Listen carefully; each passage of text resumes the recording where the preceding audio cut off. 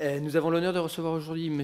Ishan Bojwani, responsable des opérations des programmes chez beta.gouv.fr, l'incubateur des startups d'État créé en 2013, et M. Pierre Péziardi, entrepreneur, ancien responsable de la plateforme Le Taxi, qui est une base de données publique indiquant en temps réel le nombre de taxis disponibles et leur géolocalisation. Messieurs, je vous souhaite la bienvenue. Vous le savez, à partir du 10 juillet 2022, plusieurs membres du consortium international des journalistes d'investigation, l'ICIJ, ont publié ce qu'il est désormais convenu d'appeler les Uber Files, s'appuyant sur 124 000 documents internes à l'entreprise américaine datés de 2013 à 2017. Cette enquête a dénoncé un lobbying agressif de la société Uber pour implanter en France, comme dans de nombreux pays, des véhicules de transport avec chauffeur, des VTC, venant concurrencer le secteur traditionnel du transport public particulier de personnes réservé jusqu'alors aux taxis. Dans ce contexte, notre commission d'enquête a deux objectifs. D'une part, identifier l'ensemble des actions de lobbying menées par Uber, le rôle des décideurs publics de l'époque et émettre des recommandations sur l'encadrement des relations entre décideurs publics et représentants d'intérêts. D'autre part, pour ambition d'évaluer les conséquences économiques, sociales, environnementales du développement du modèle Uber, l'ubérisation en France et les réponses apportées et à apporter par les décideurs publics en la matière. Votre audition s'inscrit dans le cadre de ce second volet. Nous souhaiterions que vous puissiez nous expliquer la genèse de la création de la base de données, le taxi.fr, dans le cadre de l'incubateur beta.gouv.fr, son but, la manière dont elle peut être utilisée aujourd'hui gratuitement. Vous êtes des observateurs avertis du développement des plateformes dans de nombreux secteurs d'activité. Aussi, nous serions très intéressés par votre expertise concernant notamment la gestion algorithmique. Un projet de directive européenne prévoit notamment d'améliorer la transparence, les droits, les responsabilités concernant la gestion algorithmique des plateformes d'emploi. En avez-vous entendu parler? Cela vous paraît-il nécessaire dans le secteur du transport public particulier de personnes? Plus généralement, auriez-vous des recommandations à formuler pour mieux encadrer les risques liés au phénomène d'ubérisation de la société sur le plan économique, social, environnemental? On aura de nombreuses questions avec mes collègues. Je rappelle que cette audition est ouverte à la presse, qu'elle est retransmise en direct sur le site de l'Assemblée nationale. Et avant de vous laisser la parole pour vous présenter en quelques minutes et entamer les échanges sous forme de questions-réponses, je vous rappelle que l'article 6 de l'ordonnance du 17 novembre 1958 relative au fonctionnement des assemblées parlementaires impose aux personnes auditionnées par une commission d'enquête de prêter serment de dire la vérité, toute la vérité et rien que la vérité. Je vais donc vous inviter l'un après l'autre à activer votre micro, lever la main droite et dire « je le jure ». Monsieur Bojwani. Je le jure. Je le jure. Merci, messieurs. Je vous laisse la parole et puis après nous aurons un échange. Merci, mesdames et messieurs les députés, madame la rapporteuse, monsieur le président. En remarque liminaire, nous tenons à préciser que nous sommes aujourd'hui salariés contractuels de la DINUM et nous venons aujourd'hui parler finalement en notre nom propre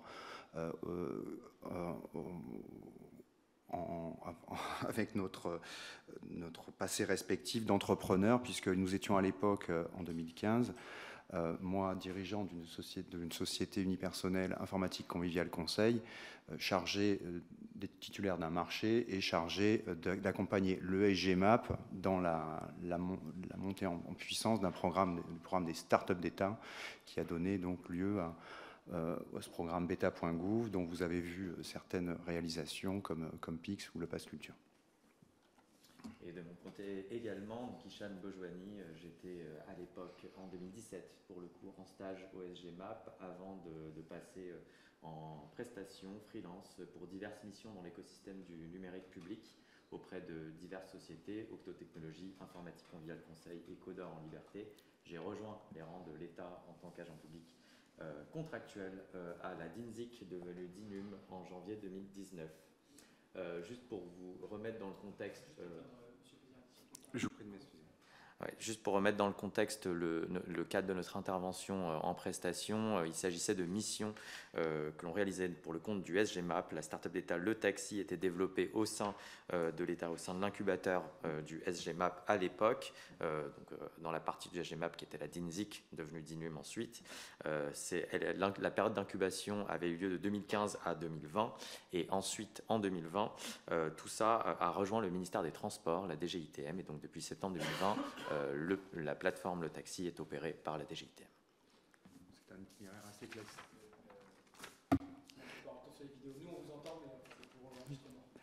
Donc quand c'est rouge, oui, je considère que c'est bon.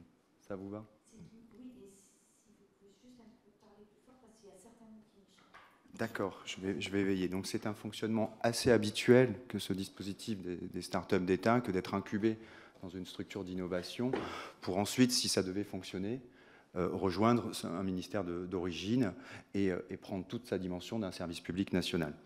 Donc, quelle est la genèse de cette start-up d'État? Bien entendu, c'est la loi du 1er octobre 2014 relative aux taxis et aux VTC, qui a instauré un registre national de disponibilité des taxis, qui n'était pas obligatoire à l'époque, et qu'on a lancé sous l'appellation Le Taxi. Donc, grâce à ce registre, les chauffeurs de taxi peuvent se lancer dans la maraude électronique, c'est-à-dire la maraude habituelle, c'est, vous savez, ce monopole qu'ont les taxis d'afficher un luminaire et d'être les seuls à pouvoir s'arrêter au contact du client. Donc la maraude électronique, c'est la même chose, et c'est la place qu'a pris Uber de manière dominante, notamment Uber, je dirais, dans nos smartphones, sans que les taxis y aient une place, puisque leur place historique, c'était le luminaire. Donc, dit autrement, cette loi visait à rééquilibrer le rapport de force entre les VTC qui avaient conquis l'espace numérique et les taxis qui étaient largement absents, à l'exception des grandes centrales, qui, elles, s'étaient structurées avec des applis, bien entendu. Donc, on a initié ça sous la forme d'une start-up d'État. Alors, pour vous donner un peu de concret, une start-up d'État, c'était donc à l'époque une équipe de 3 personnes. C'est avant tout une équipe. Hein. L'essentiel de la dépense, on est dans le numérique. Donc, vous allez avoir quelques pourcents de la dépense qui vont être de la machinerie, des serveurs, du stockage, si vous voulez, et l'essentiel, 98% de la dépense, qui va être des ingénieurs humains. D'accord. Donc, cette petite équipe, et c'est tout l'intérêt du dispositif, c'est-à-dire elle peut affronter les incertitudes liées à une loi. Parce que quand la loi dit on aimerait rééquilibrer le rapport de force, on aimerait que la maraude électronique ne soit pas dévolue uniquement à ce nouveau segment de marché des VTC, on va affronter des incertitudes. On a un marché des taxis extrêmement fragmenté, on a des centrales qui les coordonnent, et on a eu un certain nombre de réticences à se numériser. Donc ce dispositif des startups d'État, je l'ai dit, il n'était pas uniquement pour la DGITM, puisqu'il a vu naître ailleurs dans la culture le pass culture, ou la bonne boîte dans l'emploi, ou mes démarches simplifiées dans la dématérialisation, ou PIX, que vos enfants ont peut-être... voilà, mesaides.gouv pour lutter contre le non-recours aux prestations sociales. Bien.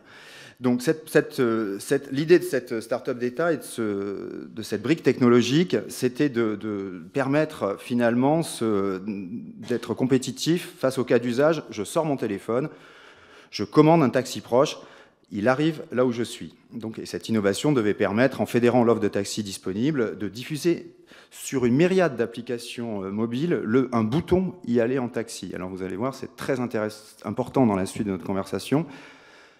Fallait-il faire une application nationale, le taxi, ou fallait-il faire une plateforme, c'est-à-dire simplement aucune appli, et un registre qui permet à d'autres applis, qui ont déjà des clientèles, vous avez, probablement dans votre poche, des applications de mobilité. Si vous avez un smartphone de chez Apple, vous avez une application Apple Maps. Si vous avez probablement pour d'autres Google Maps. Il y a beaucoup de logiciels et qui ont conquis des clientèles sur le thème de la mobilité. Et on a d'autres startups d'État, par exemple, qui utilisent cette stratégie de plateforme pour propager dans ces applications de mobilité, remettre en visibilité les transports publics. Donc ça, c'est une autre startup d'État de la DGITM qui s'appelle transport.data.gouv. C'est grâce à transport.data.gouv qu'aujourd'hui, si vous êtes à Poitiers, vous sortez Apple Maps ou Google Maps, vous faites un itinéraire et on va vous montrer qu'il y a des bus qui y vont. C'est pas rien, en fait. Donc, c'est intéressant de se dire que c'est un effet levier considérable par rapport à une politique qui aurait dit je vais, moi, l'État, ou essayer de déployer une application qui s'appellerait France Mobilité, etc., et conquérir une clientèle, me mettre au niveau des applications grand public, et donc attirer cette clientèle et faire créer cette manne d'affaires pour les taxis, qui était bien la finalité. Donc la stratégie qui était fléchée par la loi, hein, puisque la loi a institué un registre Donc la loi, nous on était sur l'article 1. Donc la loi institue un registre national des taxis qui n'est pas obligatoire et pour lequel qui permet aux taxis de s'inscrire et d'être en visibilité d'applications de mobilité. Donc ces applications de mobilité, j'en ai cité des grandes, des GAFA. Vous savez tous qu'il y en a dans les collectivités. Chaque collectivité essaye de développer ces applications de mobilité qui peinent à atteindre des masses critiques. Alors peut-être un rapide détail, Ishan, sur le fonctionnement, avant qu'on passe sur les résultats et le...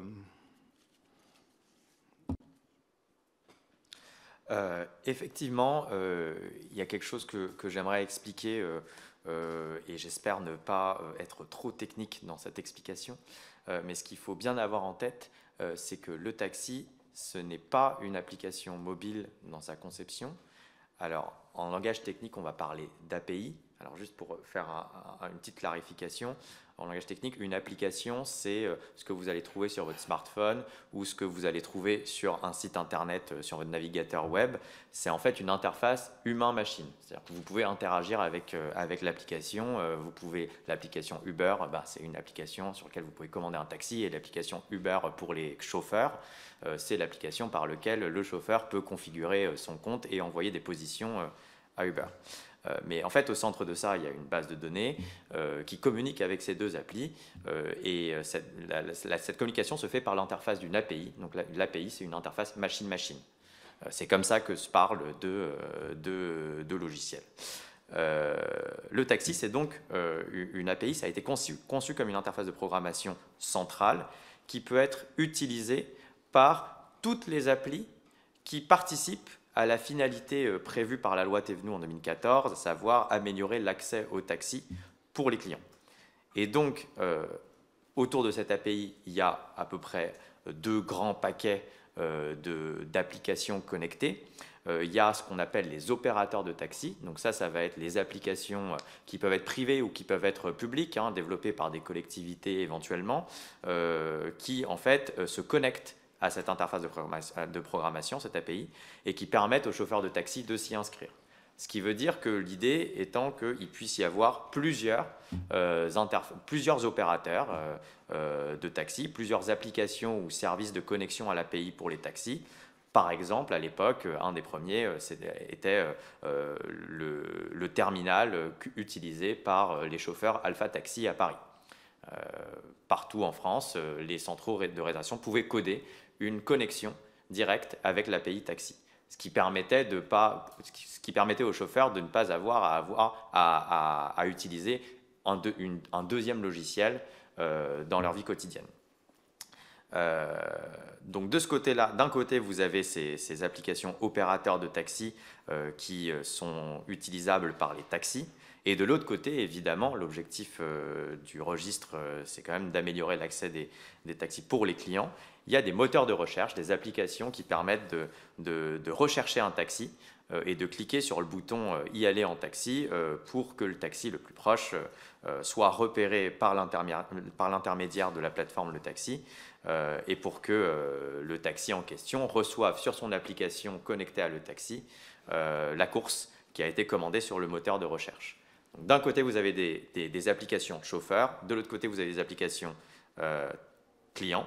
Et au centre de ça, il y a ce registre qui finalement, il n'est pas visible. On ne peut pas vraiment à l'œil nu voir ce que c'est que le taxi, mais il faut voir ça comme en quelque sorte une base de données où toutes les 5 secondes ou toutes les 10 secondes, il y a une mise à jour des coordonnées des taxis libres en France, ce qui permet aux opérateurs de taxi d'envoyer des positions et aux moteurs de recherche de savoir quels sont les taxis les plus proches pour les clients. Alors, donc pour faire ça, bien entendu, ça a été le fruit d'un dialogue important avec tout cet écosystème, puisqu'il fallait trouver l'écosystème taxi avec ses industriels, ses centrales, pour implanter le logiciel et les convaincre que c'était intéressant d'implanter. Donc on a réussi à le faire sur sur la G7, sur des fournisseurs comme AxiGest, qui ont permis de rentrer des flottes comme Taxi Jaune et des flottes en province. Et on l'a fait également sur des plus petits qui s'intéressaient aux chauffeurs de taxi plus isolés, hors centrale, et qui avaient des applications, donc des acteurs économiques qui cherchaient à s'implanter chez ces petits chauffeurs, et donc sous forme d'appli. Donc on a réalisé, on avait donc une demi-douzaine de partenaires côté chauffeur et une demi-douzaine de partenaires côté client. Là encore, Paris Taxi, par exemple, qui était l'application proposée par la mairie de Paris, a été utilisatrice de ce dispositif. Et on avait différentes tacos ou clients ou ce genre d'applications qui ont... Et on n'a pas réussi à ce moment-là à trouver, à intéresser les grosses audiences, c'est-à-dire les grosses applications de mobilité que j'ai évoquées tout à l'heure, les grandes applications américaines notamment, puisque dans ce registre, il n'y avait pas d'argent. Il n'y avait pas de commissionnement. La loi indiquait qu'on mettait à disposition cette position et les décrets qu'on a rédigés finalement en co-construction avec tous ces partenaires n'ont pas mis quelconque commissionnement des uns et des autres au milieu de tout ça. Bien. Les résultats en 2017, au plus fort de la notoriété, entre guillemets, on est arrivé à environ 2500 taxis connectés tous les jours, et la plus grosse journée qu'on ait fait, on a distribué une centaine de courses. Alors ça peut paraître gros, mais c'est pas énorme en réalité. Donc ce n'était pas un succès. Ça n'a pas été un succès. Ça n'a pas été un succès parce que, vous savez, c'est compliqué de créer dans ces plateformes une double masse critique. Vous comprenez? C'est une double masse critique, c'est-à-dire que si je dis, j'attire plein de clients en disant venez avec mon appli, regardez, et puis en fait il n'y a pas de taxi, ils ne reviendront pas. À l'inverse, c'est la même chose. On avait les chauffeurs, on leur disait mais inscrivez-vous, vous verrez, ça va tomber, les courses vont tomber. On était à la base arrière, faire avec Ishan et se frotter à ce monde qui est charmant et qui a ses têtes, et de les convaincre de s'inscrire et de recevoir des courses. Donc cette double masse critique, dans un contexte un peu éparpillé, je dirais, on a eu du mal, et une loi qui nous rendait optionnelle l'inscription ne nous a pas permis d'atteindre une puissance au-delà des chiffres que je vous indique. Peut-être, Richard, tu peux passer ce qui se passe maintenant à la DGITM? Oui, en fait, à ce moment-là, et c'est un petit peu aussi le fonctionnement, le propre du fonctionnement des startups d'État, l'idée c'est de faire le bilan chaque année ou même tous les 6 mois sur l'impact du dispositif. Et en fait, dans ce programme, on arrête pas mal de services, on ajuste la trajectoire de pas mal de services en fonction de l'impact mesuré sur le terrain. Donc en fait, à partir de 2017-2018, on se posait vraiment des questions sur ce dispositif. Et on a mis le sujet sur la table, c'est-à-dire qu'on a discuté avec le ministère des Transports, la DGITM, avec le SGMAP, et puis on a fait le bilan un petit peu du dispositif Le Taxi, et il était clair qu'on n'avait pas atteint cette masse critique. Et donc il y avait 2 scénarios sur la table. Le premier scénario consistait à arrêter le dispositif. Le deuxième scénario, peut-être à tenter autre chose, à tenter par la voie législative, à le généraliser, et donc à rendre la connexion à Le Taxi obligatoire pour l'ensemble des chauffeurs de taxi, l'objectif étant d'atteindre une masse critique qui rende le dispositif attractif pour des calculateurs d'itinéraire clients qui ont envie d'offrir des services de mobilité aux usagers. C'est ce deuxième scénario qui a été retenu par le gouvernement puis par le législateur, puisque par la loi d'orientation des mobilités, l'envoi de la position des taxis par les chauffeurs de taxi, par l'intermédiaire des opérateurs chauffeurs dont je vous parlais tout à l'heure, est devenu obligatoire par cette loi d'orientation des mobilités. Alors, par la suite, en 2020, c'est le moment où le dispositif de taxi a été transféré entièrement à la DGITM. Et à ce moment-là, la DGITM a repris la suite, notamment pour rédiger un décret d'application qui est sorti en 2021, fin 2021. Depuis ce décret d'application de la LOM, les conducteurs de taxi ont l'obligation d'être visibles sur le registre Le Taxi lorsqu'ils sont disponibles sur, sur leur zone de prise en charge. Hein. C'est-à-dire qu'un taxi parisien, il doit être visible à Paris, mais pas ailleurs. Hors de la zone de prise en charge, le conducteur n'est pas soumis à cette obligation de connexion. Et le registre ne montre que les taxis qui sont libres, donc qui sont au vert pour les moteurs de recherche clients. Le conducteur, il doit honorer les courses en maraude électronique. Ça, c'était déjà le cas avant l'obligation de connexion au registre. En revanche, le décret prévoit que le chauffeur puisse refuser la course pour un motif légitime. Par exemple, le taxi est en station et il attend, il est derrière 3 ou 4 autres taxis. Il ne va pas sortir de sa file pour aller prendre une course reçue en maraude électronique. Par exemple, le chauffeur doit prendre un temps de pause, il reçoit une course 2 minutes avant son temps de pause, et ben, il a le droit de dire « je ne prends pas la course en maraude électronique ». Et les applications clients, elles ont l'obligation d'afficher tous les taxis connectés en toute impartialité, c'est-à-dire sans choisir d'en mettre en avant certains parce que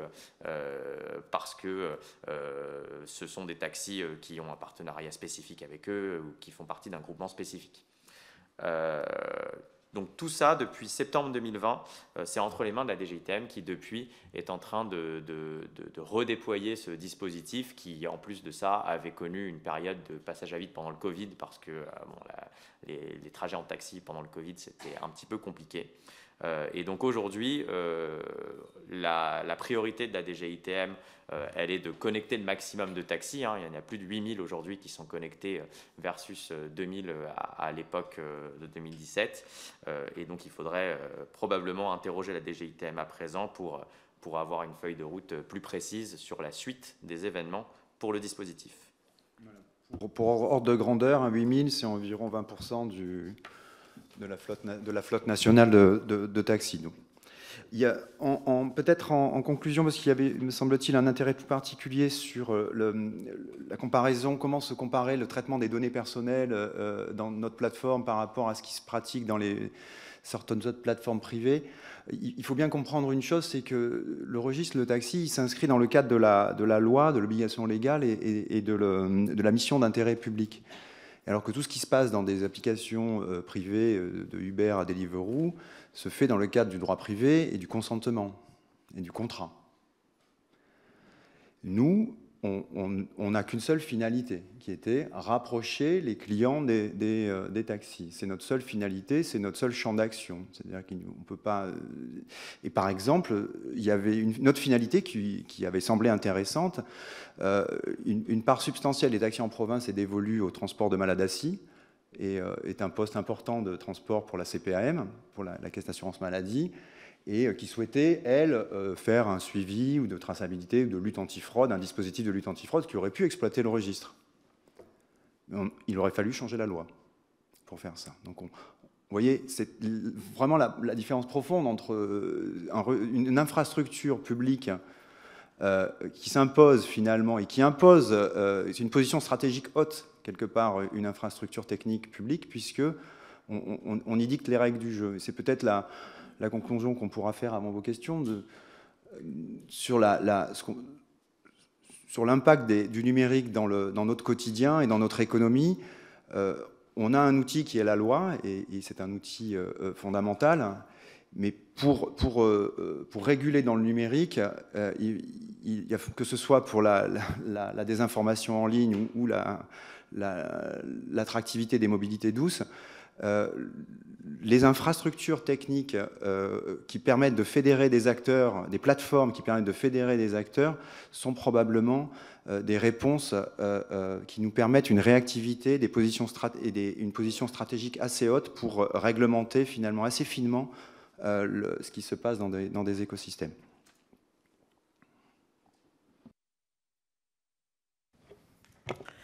Oui, merci pour cet exposé qui permet de mieux comprendre en plus la distinction entre registre, base de données et appli. J'ai le sentiment que, en fait, on a le développement de la plateforme Uber qui existe mondialement, donc qui est mondialement connue et donc qui est la même dans plein de pays. Et donc, pour toute personne, soit résident en France, quelle que soit la ville, ou bien un touriste issu de n'importe quel pays qui arrive en France, eh bien, avec l'application Uber, il a toujours cette facilité de pouvoir réserver une voiture, un chauffeur. Et il y avait donc un enjeu pour que les taxis puissent disposer de la même facilité numérique pour sa clientèle, et les citoyens auraient pu avoir cette facilité.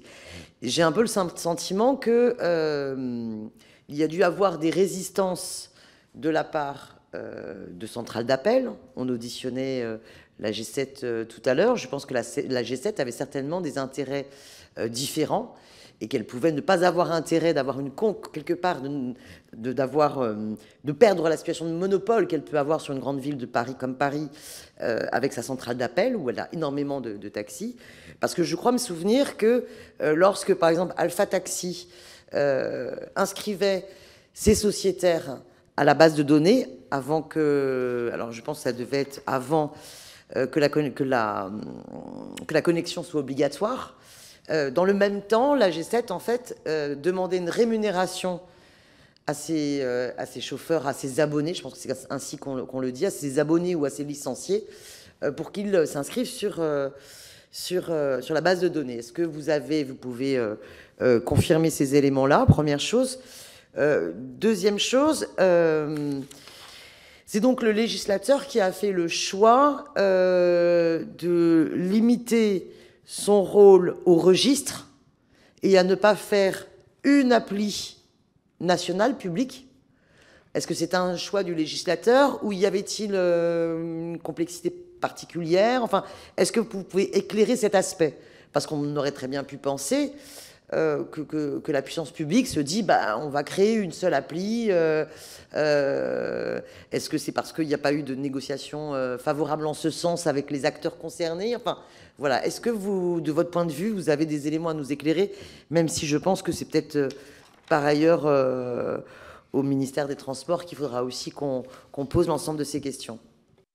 Absolument, Madame la rapporteure. Donc, pour votre première question, oui, bien entendu, un système ouvert comme le taxi, qui décloisonne complètement l'ensemble de l'offre des taxis, avec des règles du jeu qui sont les nôtres, finalement, n'est pas dans l'intérêt direct d'un opérateur comme G7, qui fait cette même chose, mais dans un réseau privatif qu'il délimite lui. C'est-à-dire, par exemple, la G7 a des accords majeurs avec les principaux opérateurs de taxi à Marseille, et donc avec la même application Taxi G7, vous allez réserver un taxi marseillais quand vous serez à Marseille, à la gare. Et donc oui, la G7 n'était pas...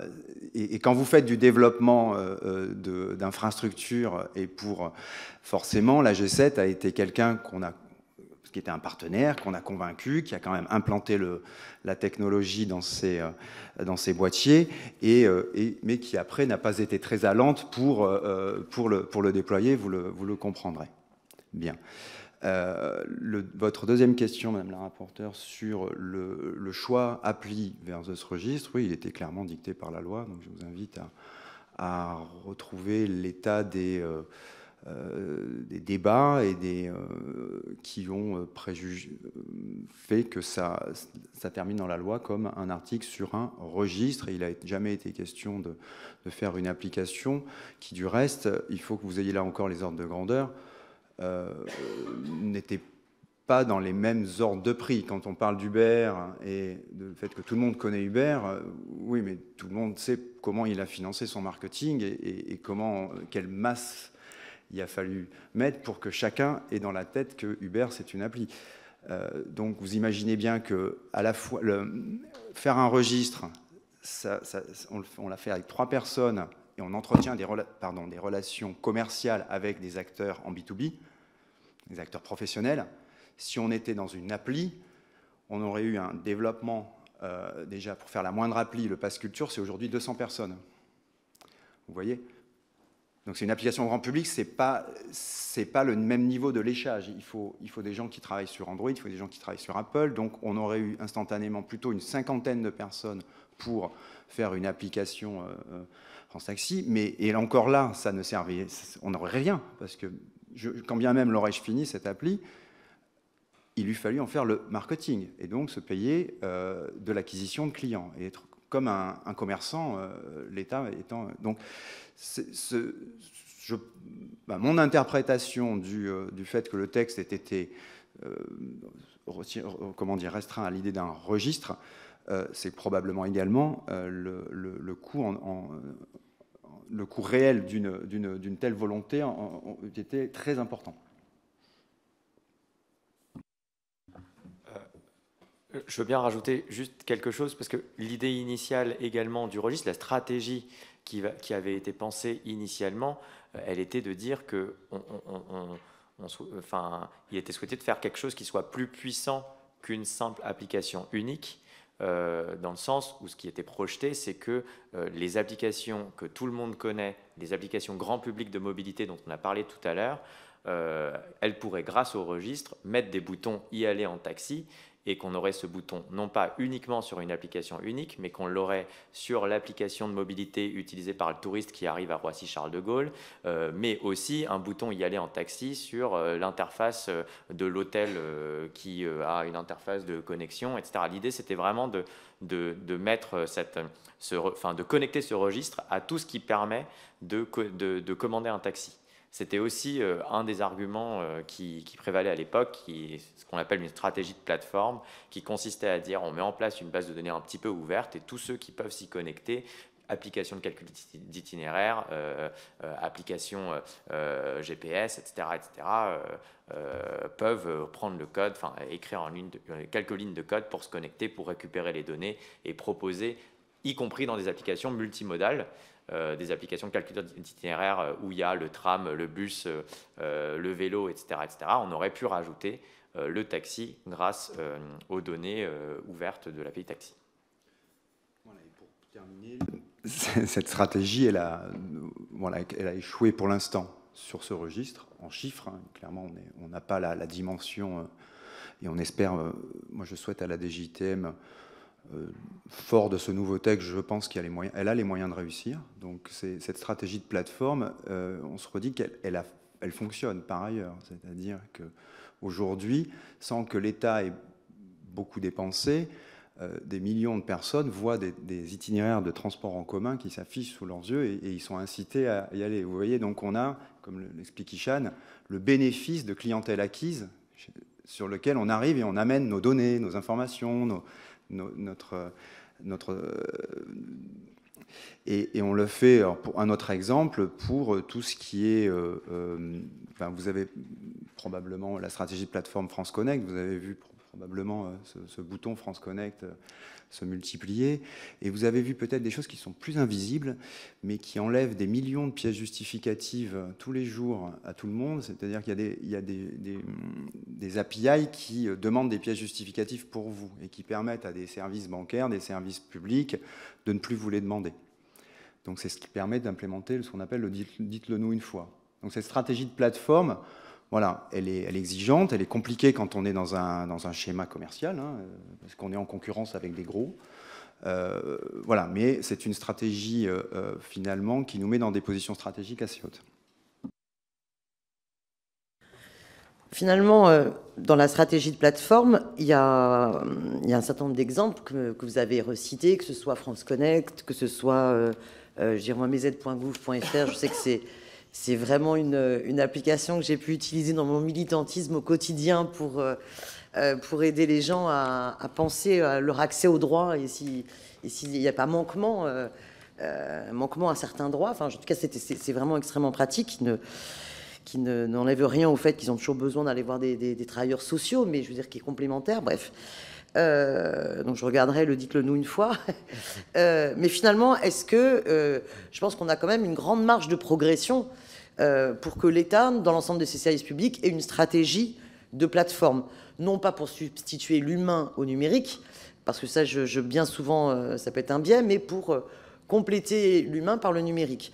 Or, si la question du taxi a toujours dans sa législation été considérée quand même comme un service public, c'est pas pour rien que c'est les préfectures qui fixent les tarifs, qui réglementent, que les taxis peuvent être réquisitionnés en cas de nécessité, même si évidemment quand on va prendre un taxi, on le fait dans un cadre d'une transaction privée, je veux dire, c'est pas... bon, je trouve que c'est assez... enfin, je veux dire, c'est assez dommageable, finalement, que le législateur, au point de départ, n'ait pas assumé de développer, finalement, et se donner les moyens en termes de puissance publique. J'entends bien que ça demandait beaucoup plus de moyens que le nombre de personnes que vous étiez pour faire le registre, mais mettre les moyens, comme on a pu les mettre sur le Pass Culture, pour faire en sorte qu'on ait une application valable sur tout le territoire, facilement accessible, identifiable par toutes et tous. Parce que non seulement aujourd'hui, finalement, le registre des données permet juste la mise en concurrence de différentes applis qui n'arrivent pas du coup à faire en sorte qu'une s'en sorte plus qu'une autre en termes de visibilité. Mais on a aussi plein de collectivités, d'ailleurs, je pense qu'on pourrait soit, peut-être pas les auditionner, mais peut-être par questionnaire, des collectivités qui, comme Paris, je suis sûr, d'autres aussi, ont cherché à mettre en place une application, le taxi. Et je sais que pour Paris, ça a été un échec terrible, mais s'ils sont repris, je crois même à 2 fois, avec des sommes assez conséquentes en termes d'appel d'offres, hein, pour que des entreprises essayent de mettre cela en place sur un terrain, finalement, où l'ensemble des taxis n'étaient pas volontaires. Et dans ce genre de situation, du coup, c'est les petits taxis artisans et salariés qui en perdent l'utilité et les centrales qui s'en désintéressent, et pour cause, quoi. Mais peut-être que c'est là, mon questionnement à votre égard sort de votre registre de prise de position, je dirais peut-être. Si, tout à fait, mais prenez bien ma remarque sur le coût comme non pas une cause, je ne sais, puisqu'on n'y était pas, donc je vous invite à comprendre le choix de la formulation de l'article 1, mais simplement comme vous avez des ordres de grandeur en tête, c'est-à-dire 1, le succès d'une appli France Taxi n'était pas acquis, et 2, effectivement, il aurait fallu y investir beaucoup plus. Et donc, mais il faut revenir aux gens qui ont fabriqué la loi à l'époque et le consensus qu'ils avaient trouvé avec la profession, etc. Et nous, on a implémenté ce consensus à l'instant T.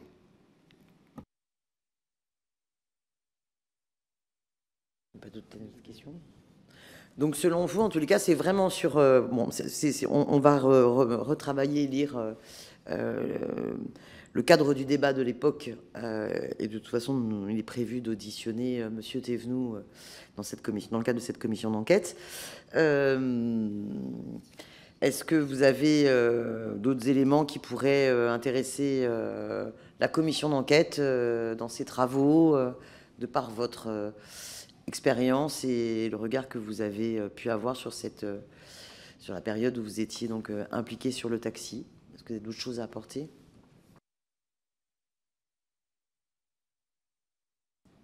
En conclusion, je voulais peut-être dire, mais je me permets du coup d'en profiter. Donc il y a le numérique finalement va bouleverser et redistribue significativement les cartes dans tous les secteurs économiques. Hein. Vous avez vu comment le e-commerce prend des parts de marché, mais comment aussi il déforme le commerce parisien, comment aujourd'hui on en est à lutter contre des dark stores, enfin on a une déformation de l'espace public finalement liée à du numérique, on a des moteurs de recherche qui ont bouleversé le marché de la publicité, on a des places de marché dont le taxi est une place de marché, mais qui ont capté beaucoup de volume, qui ont créé des plateformes logistiques colossales. On a les réseaux sociaux qui connectent et puis qui aussi propagent des contre-vérités ou des choses qui sont contre l'intérêt général. Les applications mobiles géolocalisées. Aujourd'hui, la montée en puissance de l'IA qui va être colossale en réalité, qui va démonétiser tout un tas de dialogues qu'on a écrits, puisque l'IA peut faire des dialogues écrits, et donc nous humains, on va devoir s'interroger sur la nature de ce qui fait confiance, en fait, de ce qu'on peut se dire pour faire confiance, puisque n'importe quel robot peut générer un document de 20 ou de 40 pages qui pourrait répondre par exemple à un appel à projet. et pour demander une subvention. Et donc ce dialogue-là est complètement démonétisé aujourd'hui par le fait qu'il y a une intelligence artificielle qui peut le générer. Donc il va nous obliger à repenser, au fond, un certain nombre de choses. Et comme je vous le disais, le législateur doit se saisir de ces sujets, c'est évident, mais peut-être qu'il peut marcher également sur deux pieds. C'est-à-dire que souvent, vous pourrez dire, prenons le sujet de la désinformation en ligne, on peut se saisir de ce sujet, on peut faire des lois, mais en fait, l'exécution est souvent tragique. On a des acteurs qui vont extrêmement vite. Aujourd'hui, le chat GPT, c'est 40 gigas en mémoire, je peux l'embarquer sur une machine et me mettre dans une grotte en Afghanistan et vous envoyer générer des milliards de tweets de désinformation. Et ça va être compliqué de le réguler, ce monsieur, avec une loi simplement. Et donc probablement, on aura, à chaque fois qu'on fait des lois ou qu'on a des intentions d'intérêt général, on devra probablement, dans le numérique, les outiller par des infrastructures. Et le taxi ou le transport.data.gouv, avec plus de succès, sont les témoins probablement de cette nécessité. Oui, j'abonde dans ce sens parce que historiquement, l'État a construit des infrastructures, des routes, des ponts, etc., etc. Les plateformes de données publiques, ce sont des infrastructures numériques. Et c'est important que l'État investisse dessus parce que quand l'État produit ces infrastructures, c'est aussi l'État qui fixe les règles de ces infrastructures et on le voit bien dans le cadre de le taxi en fait. C'est-à-dire que si on fait la comparaison avec Uber, les conditions dans lesquelles les chauffeurs Uber doivent travailler ne sont pas votées par un parlement, elles sont choisies par une société américaine. Dans le cadre de le taxi, et dans le cadre de Transport.data.gouv avec un peu plus de succès, l'État a réussi à devenir un petit peu le jardinier de tout ça et à dire bon bah moi les règles de ce jardin c'est moi qui les fixe quoi. Et donc cette dynamique des infrastructures numériques publiques, à mon sens, elle est fondamentale. Faut continuer à la soutenir. Faut continuer à faire des paris. Certains réussiront, certains non. Mais l'objectif est bien de continuer dans cette voie-là, à mon sens.